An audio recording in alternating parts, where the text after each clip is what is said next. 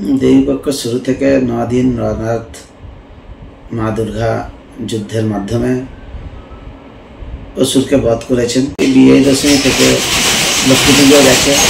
সবাইকে বিজয় দশমীর উৎসবের শুভেচ্ছা, আন্তরিক ভালোবাসা, প্রণাম জানায়। এবং আগামী দিন কালী পুজো আসছে, ছট পুজো আছে, ছট মাতার পুজো এবং জগদ্ধাত্রী পুজো। সমস্ত মানুষকে, বড়দেরকে আমার প্রণাম, সমাবেশীদের শুভেচ্ছা, ছোটদের ভালোবাসা।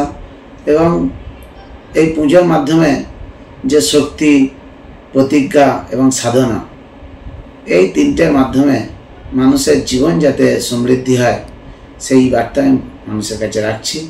এবং মানুষ যেন আনন্দের সাথে সাথে নিজের জীবনের সমৃদ্ধি হয় সেটাকে লক্ষ্য রেখে সাধনা প্রার্থনা করা, এই কথাই আমি বলতে রাখব। দেখুন,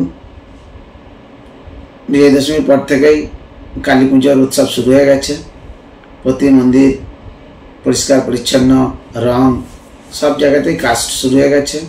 এবং সমাজে যেগুলো পুজো প্যান্ডেল করে হয় সেখানেও প্যান্ডেল শুরু হয়ে গেছে।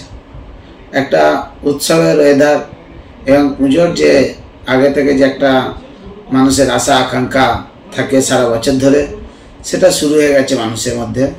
সেই জন্য আগামী দিন যে কালী পূজা আছে, ছট মাতার পূজা আছে এবং জগদ্ধাত্রী পূজা আছে, মানুষ আবেগের সাথে সেই পুজো পালনের জন্য অপেক্ষা করছে। শুধু সময়ের অপেক্ষা।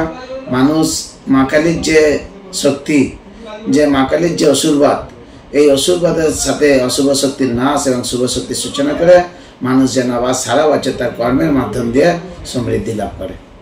এবং একদম দীপাবলি আমাদের শাস্ত্রে যা রয়েছে যে রামচন্দ্র ফিরে আসা, এবং সমস্ত বাড়িতে যে দীপাবলির গণেশ লক্ষ্মীর যে পুজো হয়, এই পুজো মাধ্যম দিয়ে একই বিষয়, মানুষের সমৃদ্ধি।